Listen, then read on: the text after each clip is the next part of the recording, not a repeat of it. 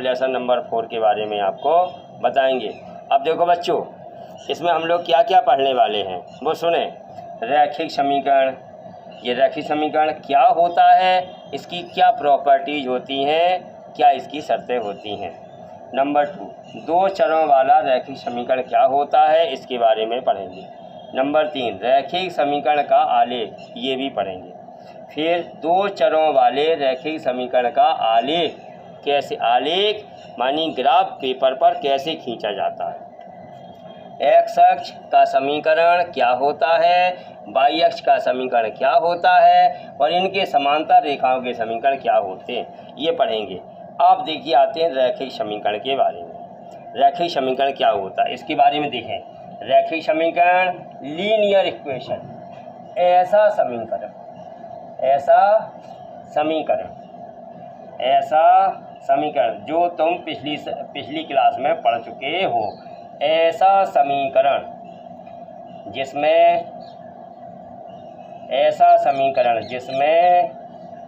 चर की सबसे बड़ी घात कितनी होती है, एक हो तो उसे रैखिक समीकरण कहते हैं।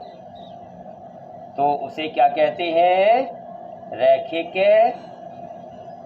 उसे रैखिक समीकरण कहते हैं। रैखिक समीकरण कहते हैं। अब देखो बच्चों, रैखिक समीकरण लीनियर इक्वेशन, देखो क्या होता है लीनियर इक्वेशन। रैखिक समीकरण क्या होता है, एक बार फिर देखो।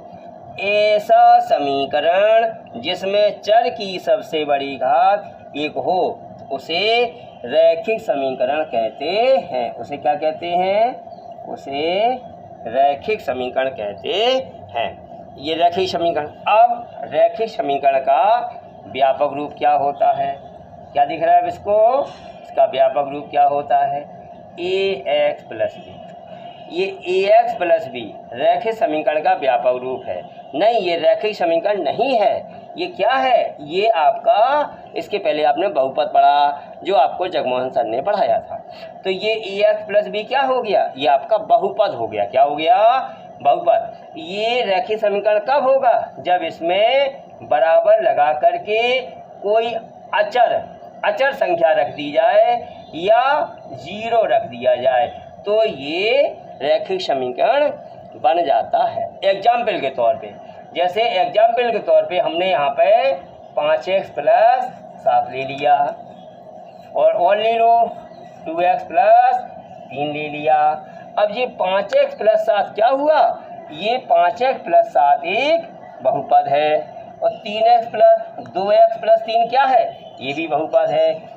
अगर इसमें बराबर 0 लगा दिया जाए या इसमें बराबर 0 लगा दिया जाए तो क्या हो जाएंगे, ये आपके रैखिक समीकरण हो जाएंगे।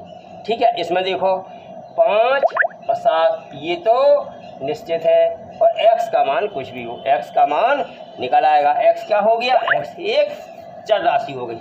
अब देखते हैं ax + b में, अगर हम ax + b = 0 हो गया, ठीक है, एग्जाम्पल के तौर पे यदि हम ले लेते हैं 5x + 2 = 0, तो हम क्या कहेंगे, ये 5x + 2 की अगर हम इससे तुलना करें ax + b से अगर हम इसकी तुलना कर दें, किसकी, 5x + 2 की, तो आप क्या कहेंगे, a × x, 5 × x। इस x में गुणा कितने का है, 5 का, इसमें x का गुणा कितने का है, 1 का। अगर इन दोनों की क्या करें, तुलना करें, क्या करें, इनकी कंपेयर करें, इन दोनों को कंपेयर कर दें, मीन्स तुलना कर दें, तो इसमें a का मान कितना आएगा, तुलना करने पर इसकी तुलना ax + b = 0 से करने पर क्या होगी, जब इसकी तुलना करेंगे तो a का मान कितना होगा, 5 और b का मान कितना होगा, a × x है ना, तो x मिल गया तो x हट गया तो a = 5 हो गया, b = 2 हो गया। अतः 5 और a का मान 5, b का मान 2 आ गया। अतः ये 5 और ए और बी क्या हो गए जी, अचर राशियाँ हैं। एक्स हो गया चर, ठीक है, तो क्या हो गया, एक्स चर हो गया। अब इसमें एक बात हम आपको विशेष तौर पे बताना चाहेंगे, रैखिक समीकरण के कितने हल होते हैं, रैखिक समीकरण के कितने हल होते हैं। ये रैखिक समीकरण है, इसके कितने आंसर होंगे। अब देखो, जैसे एग्जाम्पल के तौर पर 5x + 2 = 0 है, इसको जब हम हल करेंगे, इसको हल करना, देखो इसको हल करना है, कैसे करेंगे, 2 पक्षांतर करेंगे तो 2 यहाँ माइनस का हो जाएगा। अगर हम बाएं पक्ष से दाएं पक्ष में कोई चीज़ लाते हैं तो उसका निशान बदल जाता है। 5x = -2 हो गया, x बराबर क्या हो गया, -2/5 हो गया, x बराबर -2/5 हो गया। अब बताओ x के कितने उत्तर आ गए, x का एक आंसर आया ना। तो रैखिक समीकरण के कितने हल होते हैं, एक हल होता है, मानी अद्वितीय हल होता है। तो आपने क्या देखा, रैखिक समीकरण के कितने हल होते हैं, रैखिक समीकरण का एक अद्वितीय हल होता है। अद्वितीय हल का मतलब क्या होता है, अद्वितीय हल का मतलब होता है एक और केवल एक ही हल होता है। अद्वितीय हल का मतलब क्या है, एक और केवल एक ही हल होता है। तो रैखिक समीकरण का अद्वितीय हल होता है, अर्थात एक और केवल एक ही हल होता है। मतलब एक और एक केवल का मतलब क्या है, जैसे ताजमहल क्या है, पूरे ताजमहल एक ही है, एक ही जगह है, कहाँ है, आगरा में, तो ताजमहल एक अद्वितीय हो गया। तो रैखिक समीकरण का हल अद्वितीय होता है, एक ही हल होता है। अब आगे देखने वाले हैं। अब यदि हम ये रैखिक समीकरण का आलेख, जैसे x का मान -2/5 आया, अगर इसका हम ग्राफ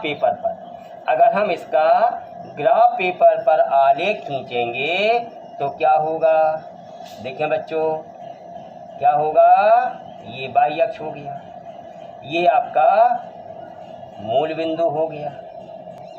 x बराबर -2/5 आया, इसका एक हल हो गया, ठीक है। अब इसका जब ग्राफ पेपर पर हम आलेख खींचेंगे x बराबर -2/5 का, तो एक रेखा आएगी, इसलिए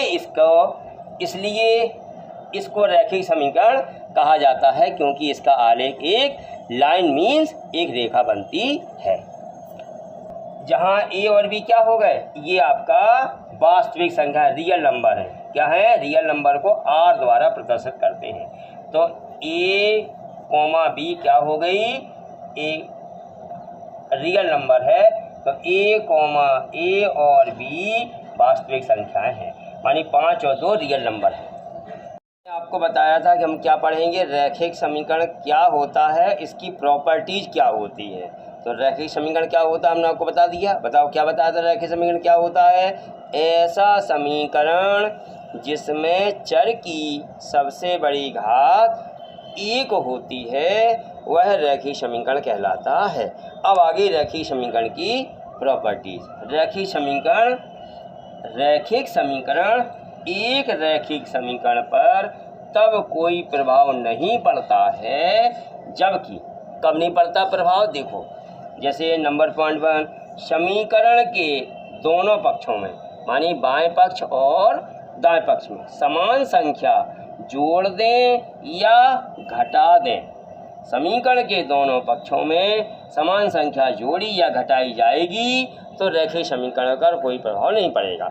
जैसे एग्जाम्पल के तौर पे हमने रैखिक समीकरण लिया x बराबर y + 2, क्या ले लिया, x बराबर y + 2 समीकरण है, लेकिन ये कितने चर में है, 2 चरों में रैखिक समीकरण है ये, क्योंकि इसमें एक चर x है, दूसरा चर y है। तो x बराबर y + 2 हो गया। तो इसमें हमने x हो गया बायां पक्ष और y + 2 हो गया दायां पक्ष। इन दोनों पक्षों में हमने कितना जोड़ दिया, +7 जोड़ दिए। तो इस रैखिक समीकरण में x बराबर y + 2 में कोई प्रभाव नहीं पड़ेगा, जैसा का तैसा रहेगा। नंबर 2, समीकरण के दोनों पक्षों को समान शून्येतर संख्या से गुणा या भाग दिया जाता है तो भी उस रैखिक समीकरण पर कोई प्रभाव नहीं पड़ता है। जैसे x बराबर y प्लस 5 है, ये 2 चर वाला रैखिक समीकरण है बेटा। कौन वाला है? 2 चर वाला रैखिक समीकरण है। इसके दोनों पक्षों में ये कौन सा पक्ष है? बायां पक्ष, और ये दायां। दायां मानी सीधा, बायां मानी उल्टा। LHS RHS इन दोनों पक्षों में हमने कितना गुणा किया? 4 का गुणा किया, या 4 का भाग कर दें तो भी समीकरण पर कोई प्रभाव नहीं पड़ता। अब देखो बच्चों, हमने ये क्यों पढ़ रहे हैं? ये हम क्यों पढ़ रहे हैं? इसका क्या काम है?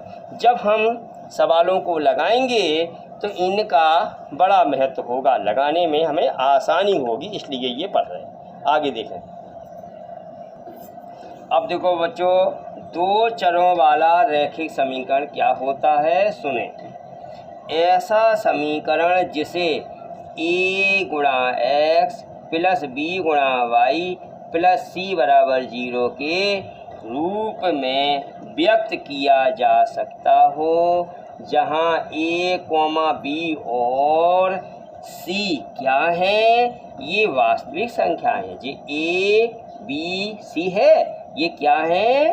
वास्तविक संख्याएं हैं। जहाँ a और b दोनों का मान शून्य नहीं है, 2 चरों वाला रैखिक समीकरण कहलाता है। यहाँ लिखा है a और b दोनों शून्य नहीं है। इसका क्या मतलब है?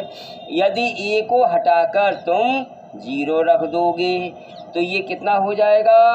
x का गुणा 0 में किया तो 0 हो जाएगा। तो उससे क्या हो जाएगा? x आपका हट जाएगा। जब x हट ही जाएगा तो काहे का चर रहेगा? चर रहेगा नहीं तो समीकरण क्यों हो जाएगा 2 चर वाला? इसी प्रकार b की जगह शून्य होगा तो ये भी शून्य हो जाएगा। इसलिए a और b जो है वो शून्य नहीं है, उसे 2 चरों वाला रैखिक समीकरण कहते हैं। एक बार फिर देख लो, 2 चरों वाला रैखिक समीकरण क्या होता है? जैसे अपन ने देखा था 1 चर वाला रैखिक समीकरण, उसका व्यापक रूप क्या था? ax प्लस b बराबर 0। अब 2 चरों वाला रैखिक समीकरण क्या होता है? ऐसा समीकरण जिसे ax plus by plus c बराबर 0 के रूप में व्यक्त किया जा सकता हो, जहाँ a, b और c वास्तविक संख्याएं हैं, a और b दोनों शून्य नहीं है, 2 चरों वाला रैखिक समीकरण कहलाता है। एग्जाम्पल के तौर पे हम देखते हैं। पहला चर हो गया x, दूसरा चर हो गया y, x प्लस y बराबर 34। ये आपका 2 चर वाला रैखिक समीकरण हो गया। इसमें पहला चर क्या हो गया? x, जिसका मान निकालना। दूसरा चर y। ये आवश्यक नहीं है कि x और y चर ही हो, कुछ भी हो सकते हैं अक्षर। यहाँ पे 2m प्लस 5n बराबर m हो गया, 9 हो गया। इसमें m और n 2 चर हैं। इसी प्रकार तीसरा एग्जाम्पल हो गया 4 गुणा s प्लस 3 गुणा t बराबर 10 हो गया। इसमें s और t क्या हैं? 2 चर हैं। इस प्रकार से 2 चरों वाले ये रैखिक समीकरण हो गए। अब इसके बाद ये पूरा आपको फिगर में उतार लेना है। इसके बाद का अगले पार्ट में बताएंगे।